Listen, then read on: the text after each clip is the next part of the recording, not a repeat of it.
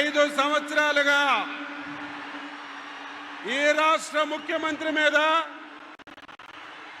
ఈ ప్రభుత్వం మీద ఎంత వ్యతిరేకత ఉందో మనందరికీ తెలుసు. అందరికీ నమస్కారం.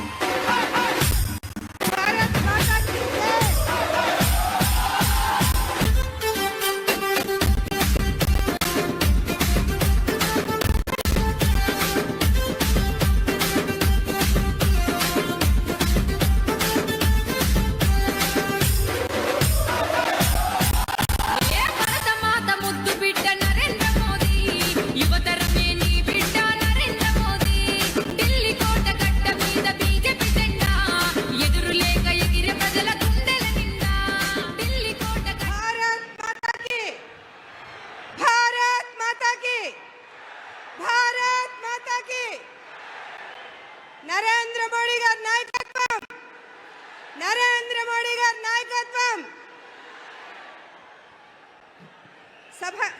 సభకు నమస్కరిస్తూ ఈనాటి చలో చిలకలూరిపేట ప్రజాగళం సభకు విచ్చేసిన అశేష ప్రజానీకానికి, అదేవిధంగా వేదికలు అలంకరించిన భారతీయ జనతా పార్టీ, తెలుగుదేశం, జనసేన నాయకులందరికీ కూడా హృదయపూర్వకంగా నమస్కరిస్తూ, అసాధ్యాలను సుసాధ్యం చేస్తూ 500 సంవత్సరాల కళ నిజం చేస్తూ అయోధ్యలో బాలరామునికి భవ్యమైన దివ్యమైన రామ మందిర నిర్మాణం చేసి చూపించిన మన ప్రధానమంత్రి నరేంద్ర మోడీ గారికి ఆర్టికల్ 370 రద్దు, ముస్లిం మహిళల వైవాహిక జీవితానికి భద్రత కల్పిస్తూ ట్రిపుల్ తలాక్ రద్దు, సాంప్రదాయ వృత్తులకు చేయూతనందిస్తూ వెనుకబడిన వర్గాల వారి జీవితాలలో వెలుగులు నింపే విశ్వకర్మ యోజన, అంత్యోదయ లక్ష్యంతో పేదల జీవన ప్రమాణాలను మెరుగుపడే విధంగా తీసుకున్న అనేక చారిత్రాత్మక నిర్ణయాలు, సంక్షేమ పథకాలతో ప్రజల హృదయాలలో సుస్థిర స్థానం సంపాదించుకున్న మన ప్రియతమ ప్రధానమంత్రి నరేంద్ర మోడీ గారు వేదికపైకి విచ్చేసి ఉన్నారు. వారికి స్వాగతం, సుస్వాగతం. వారితో పాటుగా తెలుగుదేశం పార్టీ జాతీయ అధ్యక్షులు, మాజీ ముఖ్యమంత్రి వర్యులు, పరిపాలనా దక్షత కలిగిన విజనరీ నాయకులు శ్రీ నారా చంద్రబాబు నాయుడు గారికి స్వాగతం, సుస్వాగతం.